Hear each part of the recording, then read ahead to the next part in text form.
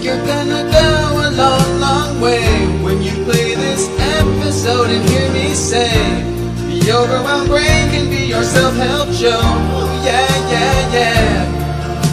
To heal and grow, heal and grow, transform all your fear and reverse your woes.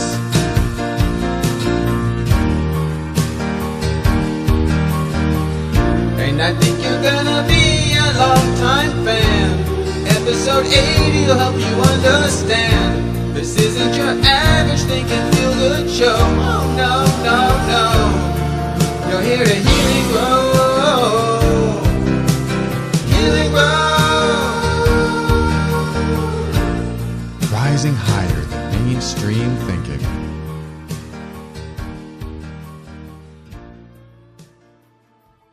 Are you annoyed by affirmations? When someone tells you the secret to happiness is to think positively, do you strain your ocular muscles, rolling your eyes in the most disagreeable way? If affirmations feel like lies and positive thinking feels like denial, then start the journey of incredible learning and growth so that you can create the life you've always wanted now.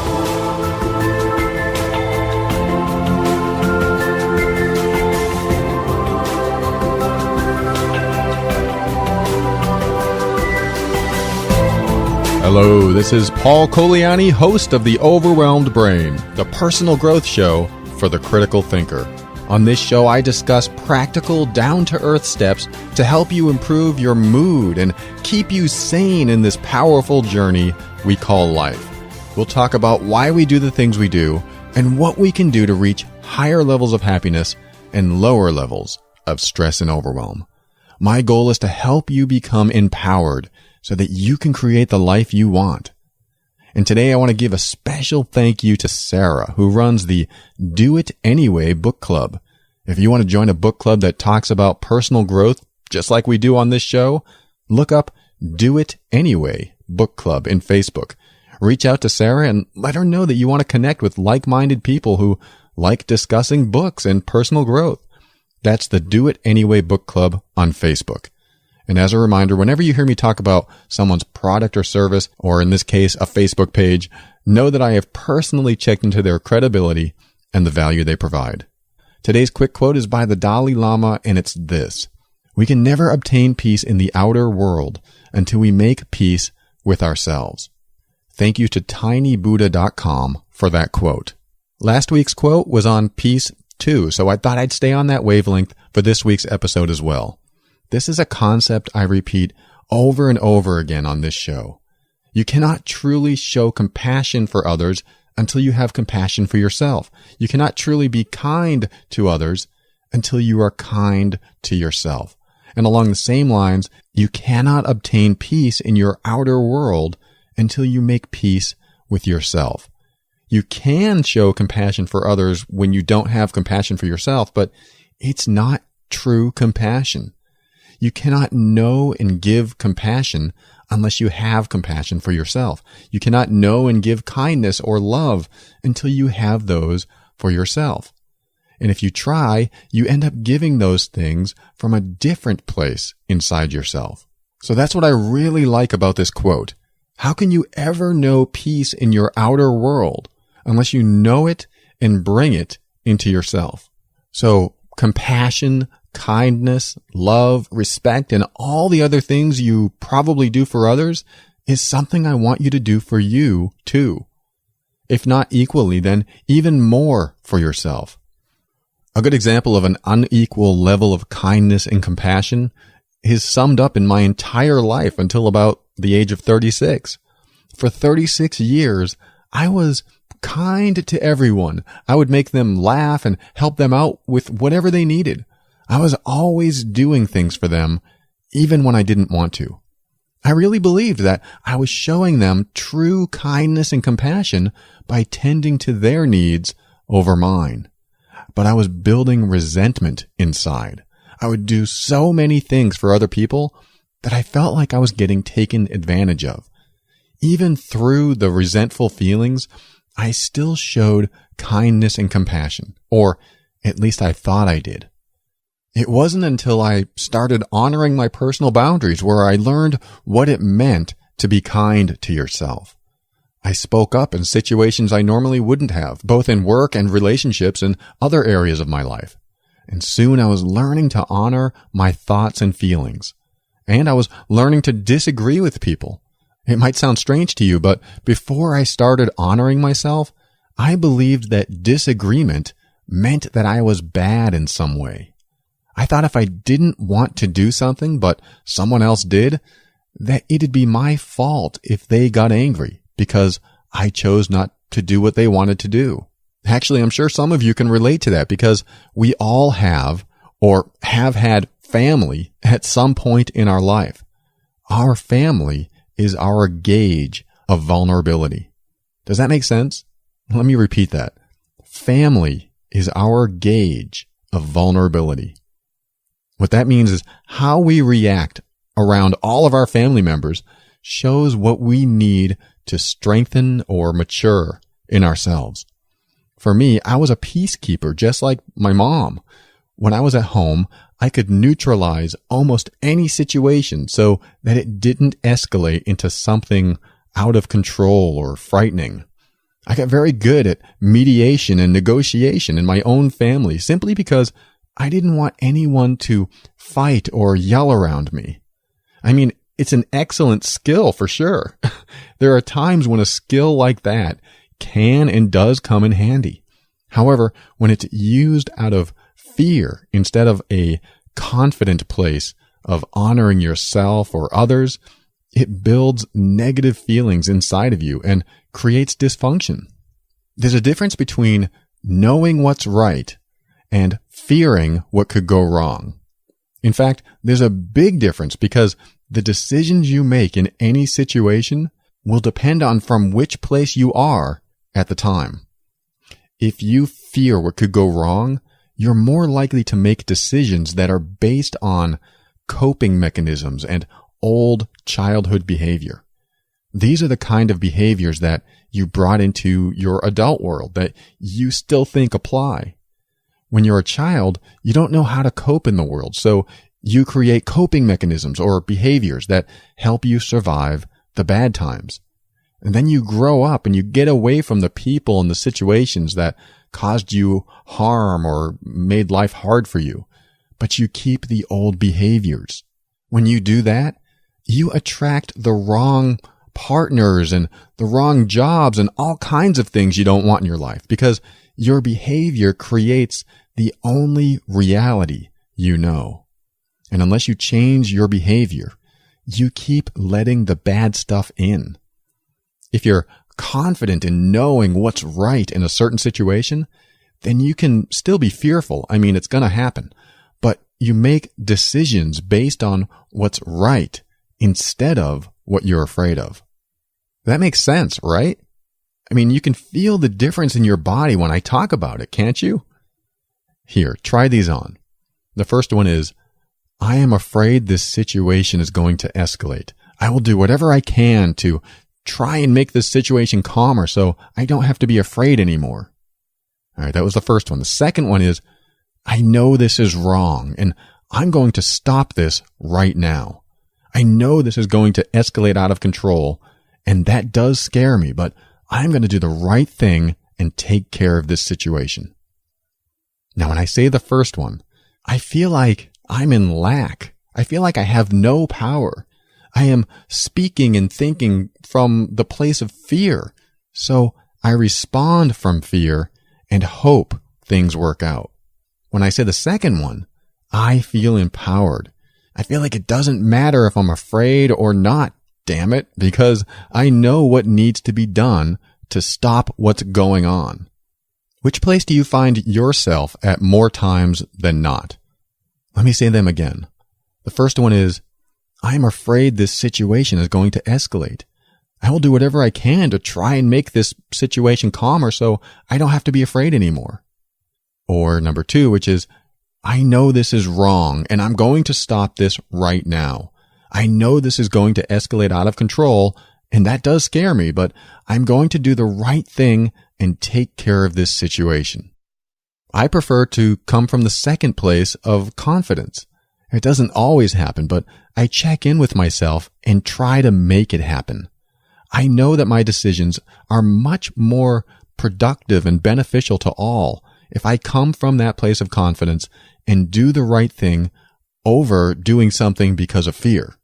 It doesn't mean that you couldn't get knocked down if you enter something with confidence, but you're so much more inclined to get right back up if it happens, as opposed to getting knocked down while scared. So fear-based responses to the world are what keep us dysfunctional. I may be going out on a limb when I say that, but it's a belief I've adopted because it serves me. And every time I try it on, I feel good thinking about it. Fear-based responses keep us dysfunctional. But how do you change from a fear-based response to a confident one?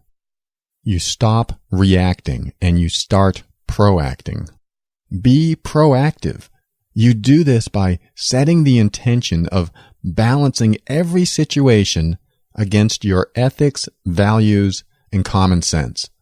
In other words, you judge the situation to be right or wrong. You turn on your judgment filter and ask, is this right? And you'll feel the answer right away. That feeling is your deepest subconscious thoughts signaling you. It's either saying yes or no. When you proact, it typically creates a situation that's beneficial for everyone, but not always. Reacting is jump-starting your brain and body into gear to do the first thing that comes to mind. That first thing can be a fear-based response and therefore not always the best decision in the moment. Proacting is being conscious of the process of reacting and then choosing to assess the situation before taking action. Does that make sense? You know you're reacting, but you turn on your judgment and assess the situation. You weigh the situation against what you know to be right and wrong inside of you. Yes, I'm asking you to turn on your judgments. By doing so, you honor your personal boundaries. When you ask yourself, is this right? You will know the answer almost every time. A minor example of that is when I saw an elderly lady trip on her way into a restaurant a few years ago. She was with a younger adult, and after she tripped, she didn't seem hurt, but she couldn't get up very easily either. In fact, I noticed the person that was with her couldn't lift her. I, along with many other people, saw what happened, but none of us went over to help. I remember this day clearly because it was the first time I asked myself, is this right? And as soon as I heard myself say, no, you need to do the right thing, I got out of my chair and rushed over to help her. Now, by that time, her friend or her daughter or whoever she was with was able to help her up. I came back to the table and told the person with whom I was sitting that I normally just let other people help because they're closer, or they would have already responded if it was serious. However, that day was different. Something inside me was pulling or urging me to, quote, do the right thing. I was stuck in a mass-induced trance where everyone was waiting to see what someone else did before making a decision on their own. There's actually a term for that. It's called social proof. It's when people aren't quite sure what to do, so they wait for someone else to make a decision. However, that day when I saw the woman fall to the ground, I snapped out of the social proof trance I was in, and I asked myself, is this right? My answer pulled me out of my chair, and I immediately went over to the woman to assist. I tell you what, when you decide to take action on what's right, you develop focus and conviction in yourself, and you don't care what other people think of you or what other people say about you. You just do it. Of course, helping an elderly woman get off the floor isn't embarrassing for me, but it did feel strange that I had to walk past people to get to her and help out. I was walking past people that could have done the same thing I did, but they didn't. They weren't bad or wrong. They just didn't proact. They may have known that it was the right thing to do to help someone out, but figured someone else would handle it, Or maybe they were scared to be the first person to respond for some reason. Regardless of why no one else reacted that day, I learned that judgment of what's right or wrong for me compels me to take action. It's a great way to honor my boundaries, and I've learned to trust my judgments more when I ask the "is this right?" question. My initial response that day was one of fear. I didn't want to be the center of attention, passing all these able-bodied people to help an old woman up from the floor. It makes no sense now that I think about it, but I can honestly say that I almost didn't get up. I was afraid for some reason. Remember that knowing what's right will compel you to make resourceful decisions that help you honor your personal boundaries. But fearing what will go wrong will keep you in that same place you call your comfort zone, even when that place isn't really that comfortable. My mom spent 40 years married to an abusive person. That was her comfort zone. If your comfort zone has a lot of discomfort and all your decisions are made from a place of fear, it is very unlikely you'll ever leave that, quote, comfort zone. Comfort means different things to different people, but it doesn't have to. Don't let fear-based decisions run your life.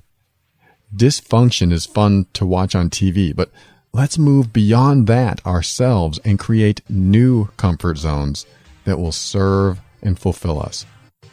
Is this right? You bet it is.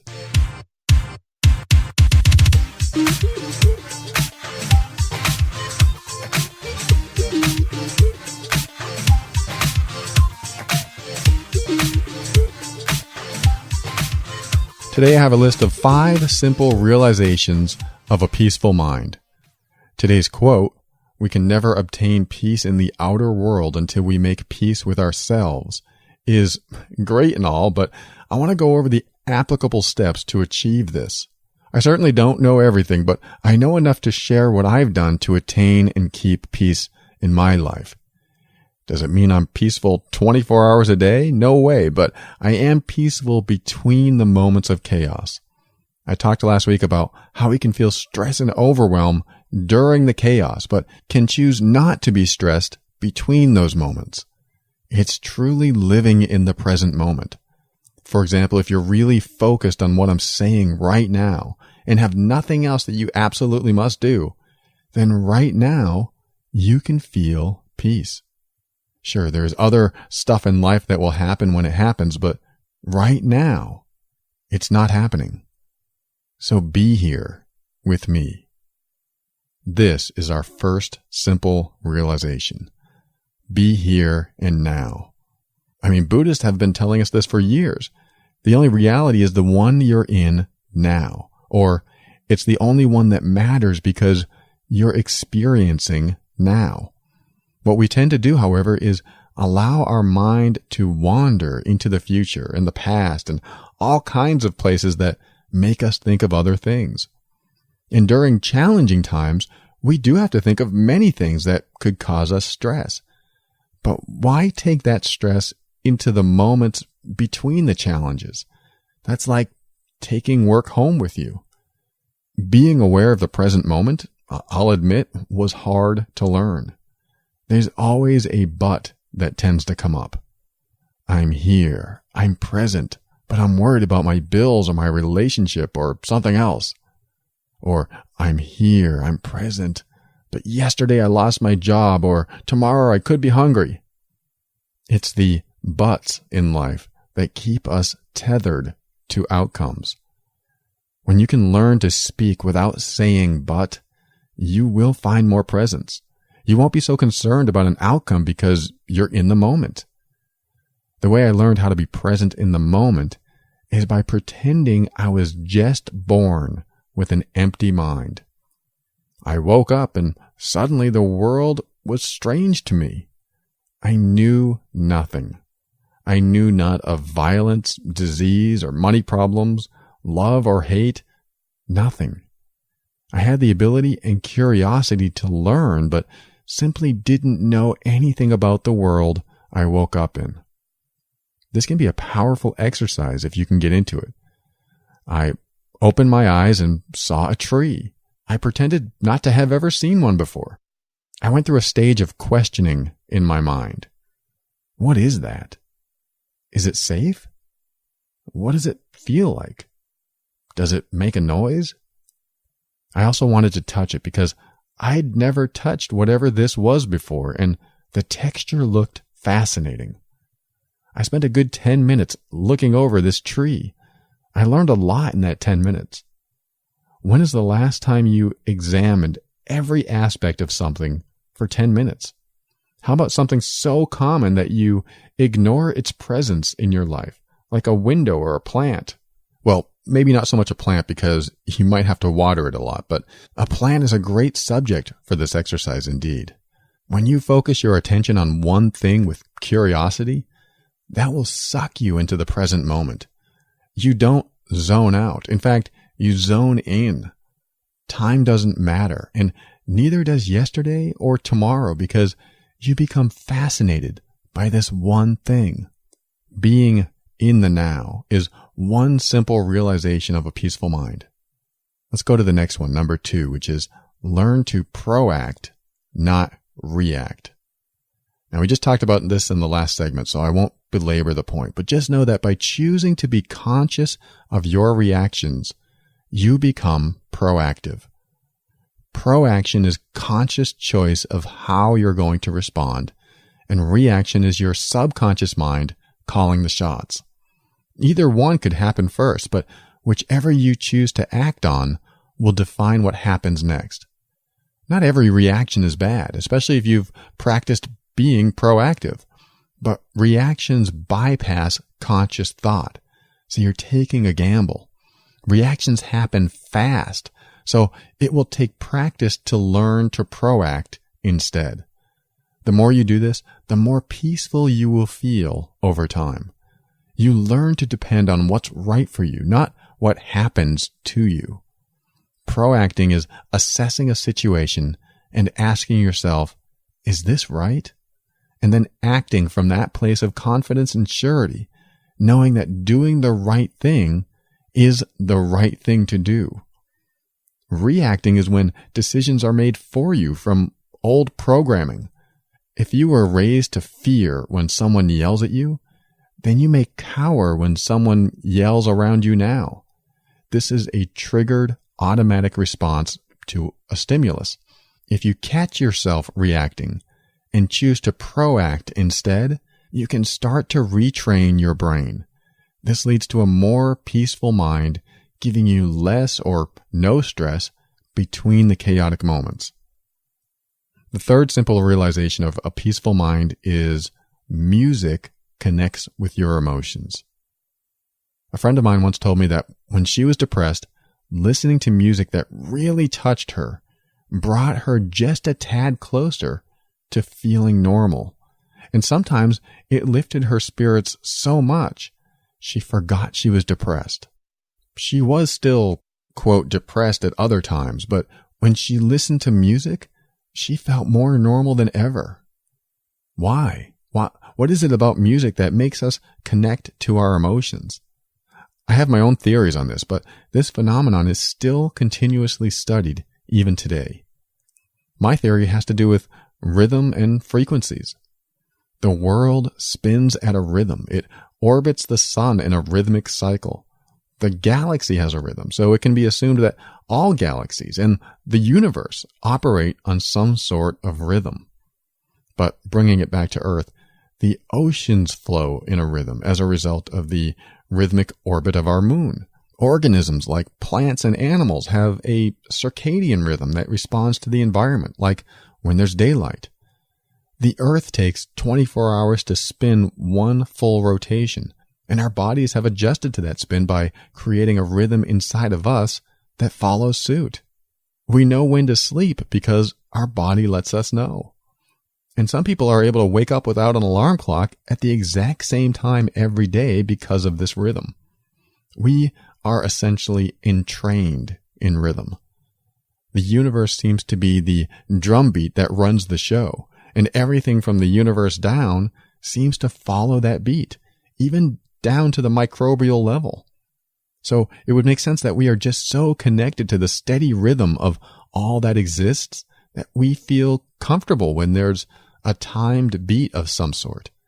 And the timing of the beat can fire us up or relax us. The timing seems to be a motivator for us.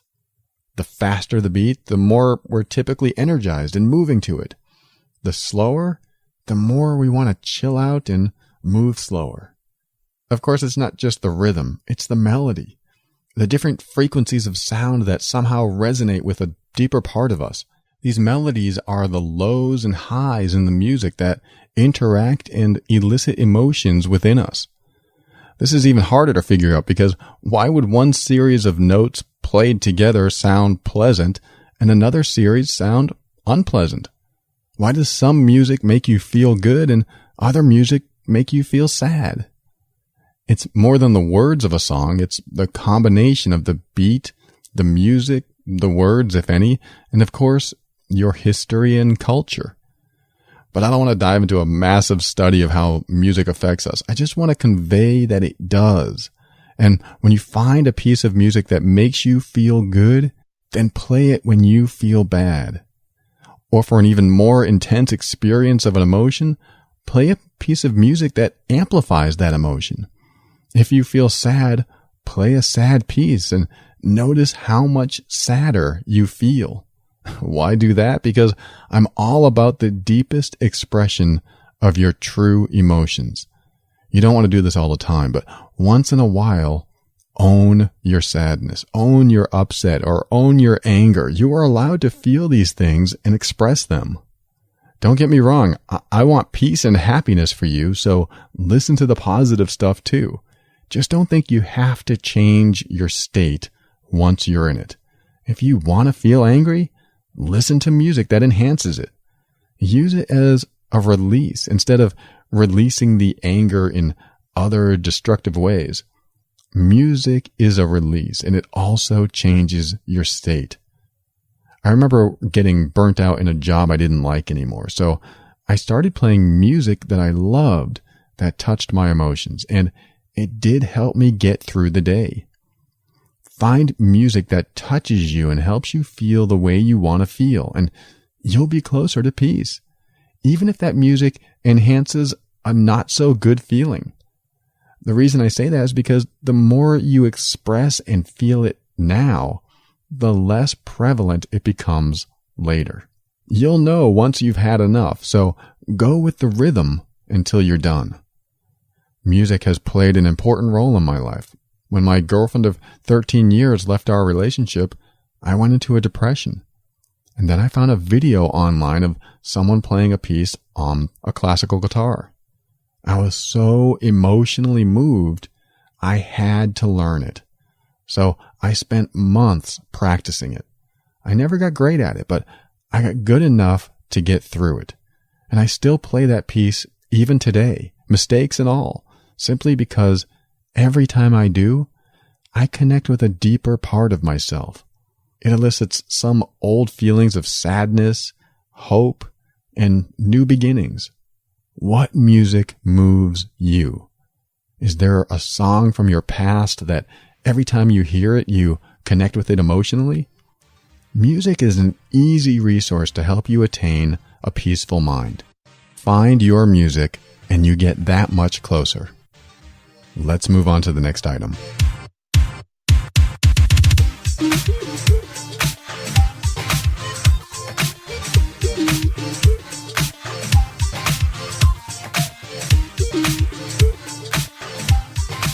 Number 4 is love is wanting happiness for another person. This is one of the biggest lessons I've learned in life. It has changed my own level of happiness, especially in relationships. I was in pain after my divorce. I was emotionally hurt and wasn't sure how or when I was going to heal.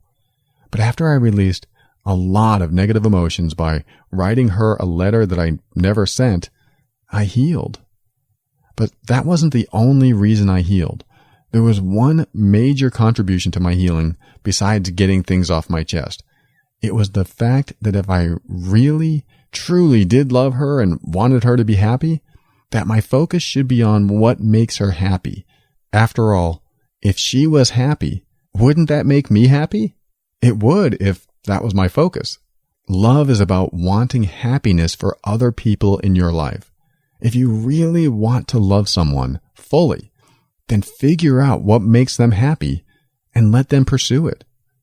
When you do this, you allow them to be themselves. You give them the space to pursue their dreams and follow their heart.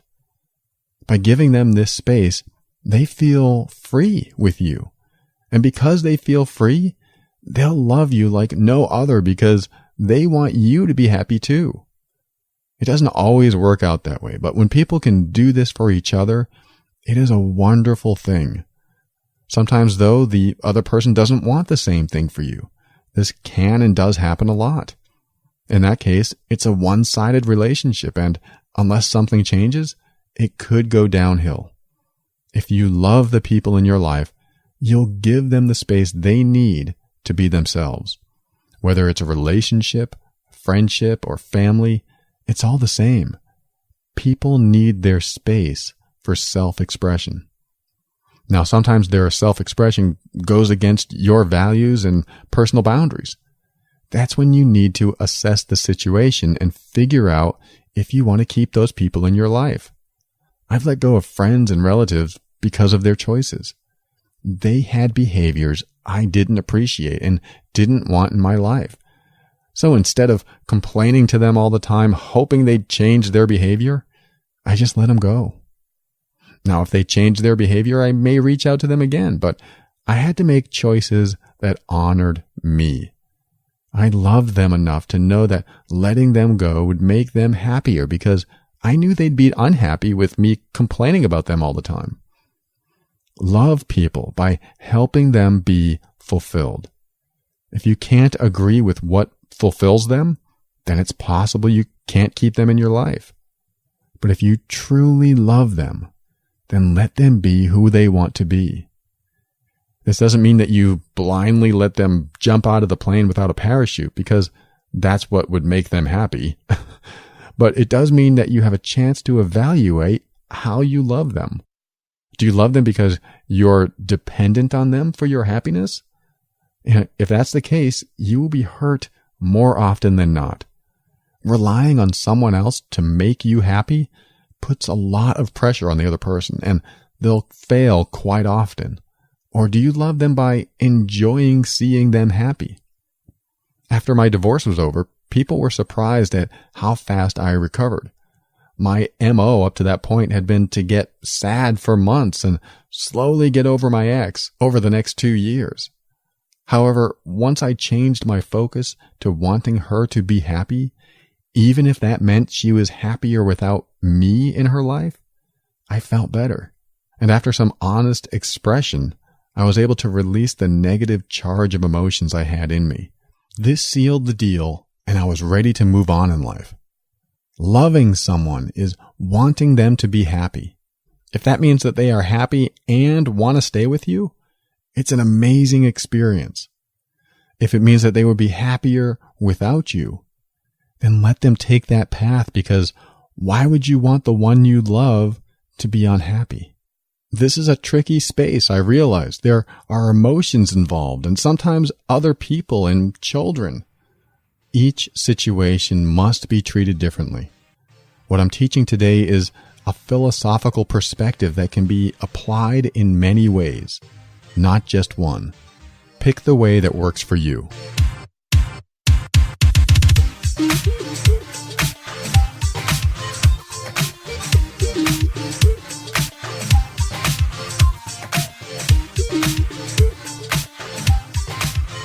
Let's talk about the last realization of a peaceful mind, at least in this particular episode, because there are probably hundreds more. And it's this: many childhood fears and behaviors no longer apply when we're adults. Fear is very primal, and what we tend to fear most is pain. So we do everything we can to avoid pain and seek pleasure. However, over the centuries, we've turned a fear of pain into many other things, like fear of flying or fear of heights or fear of spiders, fear of people, and more.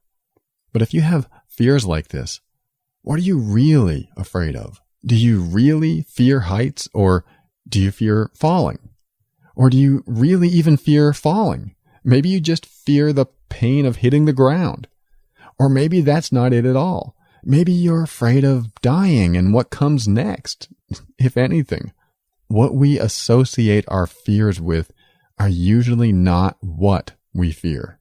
If you have a fear of flying, do you really fear sitting in a chair getting served by flight attendants?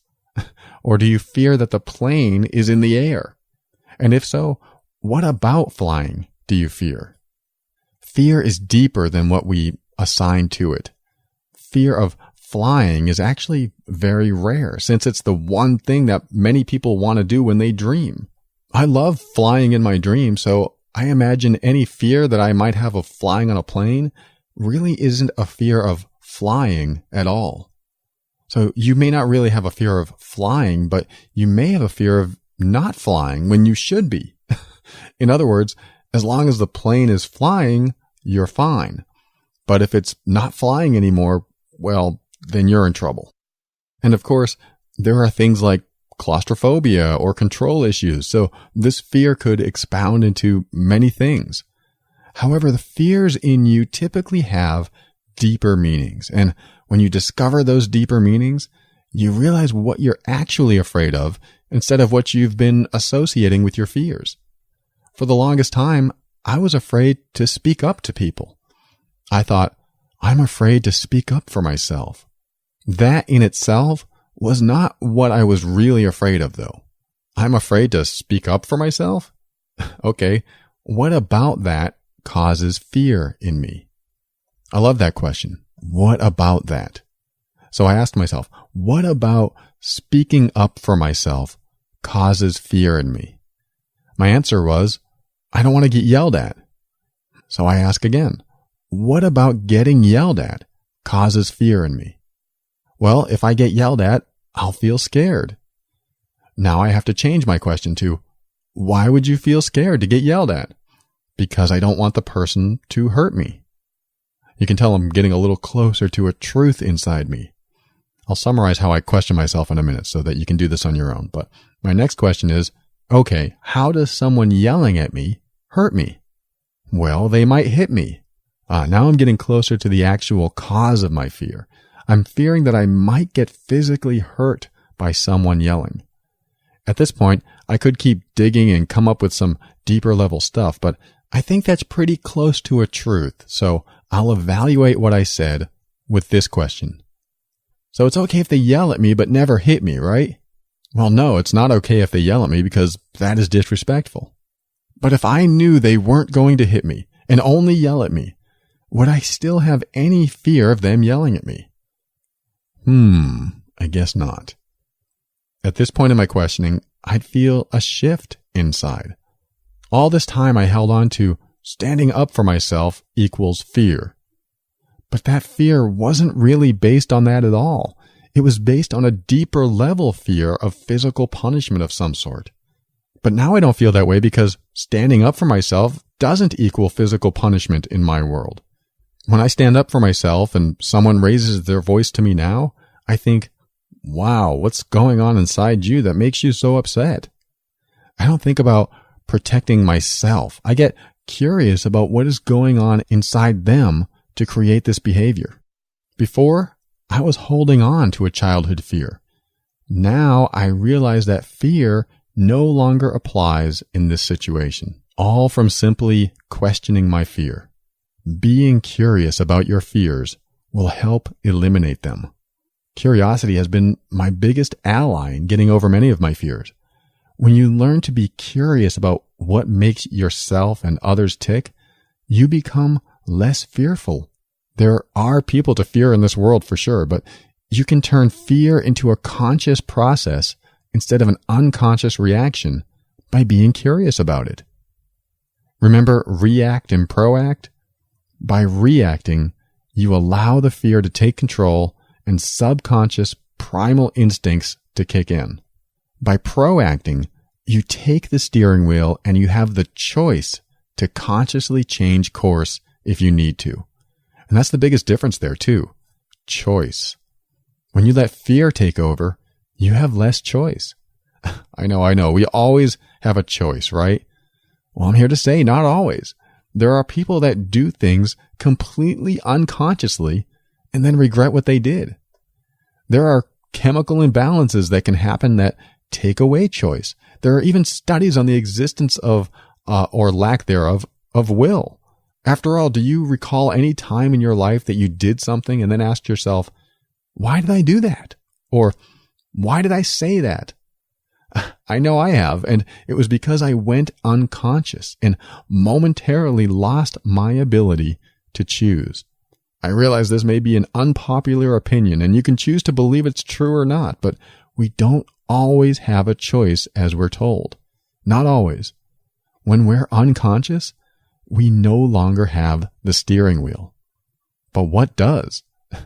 It's a part of us that operates on a continuously running background program. That background program is our subconscious mind, which is the summation of our entire lifetime of experiences, and sometimes, if you believe it, the genetic coding of experiences of the people in our bloodline.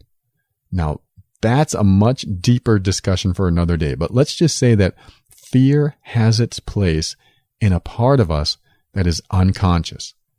When you become curious about fear, it brings the fear to consciousness and allows you to examine it and find out if it even applies anymore.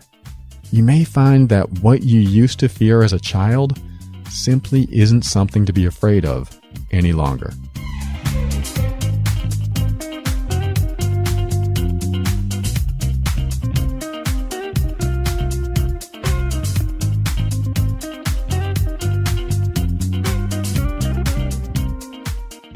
All right, just a real quick summary of today's show. The outcome I want you to get is peace. Peace in your inner world, peace in your outer world. There will never be complete peace in our outer world because everyone has a different agenda, but we can learn to experience peace in our inner world to make the moments between the chaos more inviting. The 5 simple realizations of a peaceful mind are: 1. Be here and now. Every moment is an opportunity to experience what's happening in the now. Take advantage of now by being aware of what's going on in your environment. Being here and now is about seeing the world for the very first time, every time. Or at least every time you want some peace in your life. Another method is to stay outside of your head and focused on your external senses. What do you see, hear, feel, taste, and smell? Just experience those sensations without thinking about them. The world is vibrant, but we're so used to it, so we sometimes forget. Be curious about what you think you know, and you'll be here and now. Number 2 is to learn to proact, not react. When we react, we just allow whatever will happen to happen. When we are proactive, we choose instead how we want to respond to the world. Being proactive means assessing a situation and asking yourself, is this right? Then when you act, you do it from a place of confidence. Number 3 is music connects with your emotions. This one is easy. It's something we've all experienced at least once, even if it was an adult singing to us when we were small. Music connects with a part of us that is beyond verbal language and deeper than conscious thought. And if you aren't the type that music moves, maybe you just haven't found your rhythm yet. Find one, or better yet, make one. Tap your hand or foot and start your own rhythm. Find the right music and play it when you need it. Even 3 minutes of the right song can change your state for the entire day. Number 4 is love is wanting happiness for another person. Love is so much more than this, of course, but if you only focus on this, you will find that love comes back more often and is more fulfilling when it does. Loving someone means many things, but wanting the other person to be happy, even if it means they don't want to be with you or can't be with you, is a path to peace in your own mind. Think about someone you love. Do you want them to be happy? What if they said, "I'd be happier without you"? Would you still want them to be happy then? I know. But I want love too. I don't want them to leave me. I get that. I want to keep loved ones in my life too, but I don't want to keep people around who will be unhappy when they're with me. How does that make me feel better? When you love someone, seeing them happy is so fulfilling. When you love someone who isn't happy, figure out what would make them happy and see if you can help them attain it. You may not be able to, but the fact that you tried just might make them happy enough where they can start making positive changes in their life. And they'll know you helped. When I was married, I finally learned to stop judging my wife. I figured, hey, as long as she's happy, I'm happy. Her pursuit of happiness led her away from me. This hurt, but it also freed both of us to find a more fulfilling path for ourselves. You'd think it'd be easy to allow others to be happy, but when it's painful, it's not so easy. When you want happiness for others, you will get it back for yourself. You may have to adjust to this new perspective because it may mean giving up people you enjoy having in your life. It also may mean that you give up some of the control you have over others too. Ouch. Help others attain happiness, and they'll appreciate you more and know that you have their best interest in mind. You may not be able to do this for everyone, but you do what you can. You still love yourself by wanting yourself to be happy too, but you will bring more happiness into your life when you help others get their happiness too. This really defines love for me. And number 5, many childhood fears and behaviors no longer apply when we're adults. We just talked about this, so it's probably still fresh in your mind. However, I wanted to go over the types of questions I ask myself when I feel fear. These are the questions I ask to discover the deeper meaning of the fears I have inside of me. First, I ask myself, what do I fear? And then I ask, what about that do I fear? And then, what causes that fear? And then, what about that causes that fear? And why would I be afraid of that? And finally, how does that hurt me? There are so many variations you can come up with here, so play with the wording and see where you go. Once you dig into your fears, they will start to dissipate. Remember, fear is mostly unconscious and typically not by choice. But being curious and inquisitive about your fear makes it conscious and therefore a choice. Give yourself a choice by being curious. That's what us critical thinkers do, isn't it? We ask questions. The trick is sometimes knowing what questions to ask, especially if we're in the middle of a reaction. And if that happens, just ask, what am I really reacting to? Why am I really reacting to this?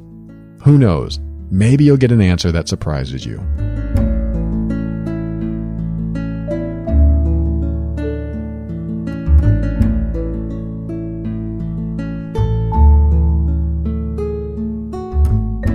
Thank you for listening to another episode of The Overwhelmed Brain. Before I thank a bunch of people, I just found a bunch of old unread emails of those who've subscribed to the newsletter. What this means is that I did not get the notifications of many of you who've subscribed, and I failed to thank you on the air. And for this, I truly apologize. I appreciate all of you. So stick around after the music ends, and I'll read you the list of names of those who've subscribed.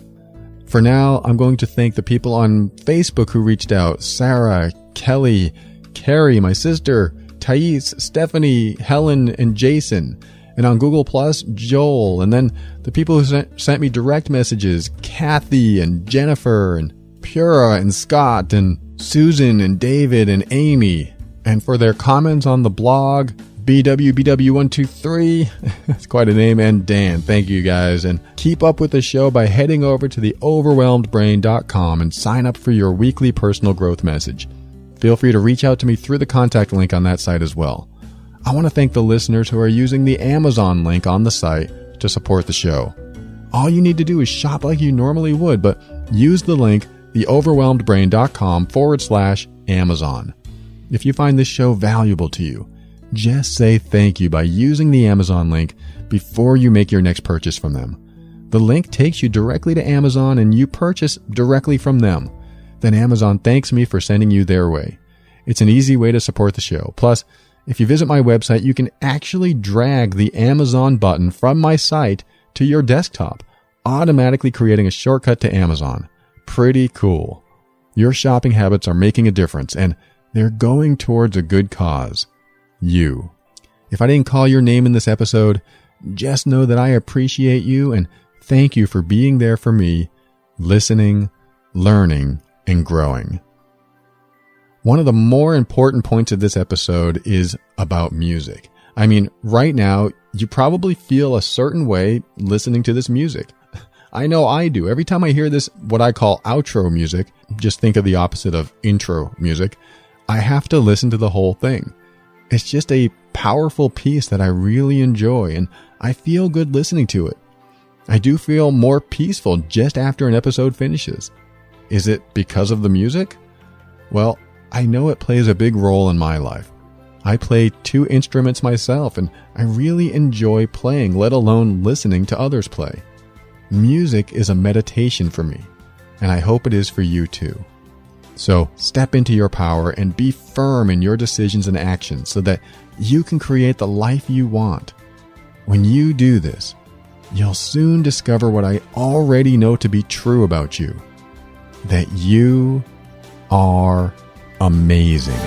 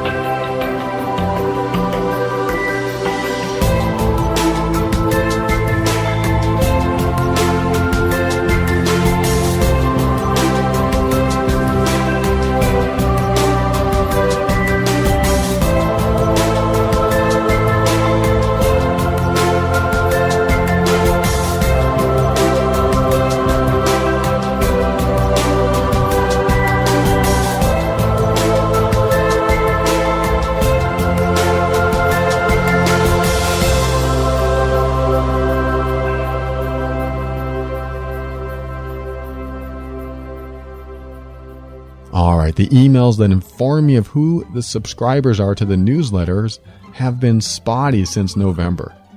I've fixed the problem, but now have some catching up to do. So I'd like to thank the following people for subscribing to the newsletter. Here we go.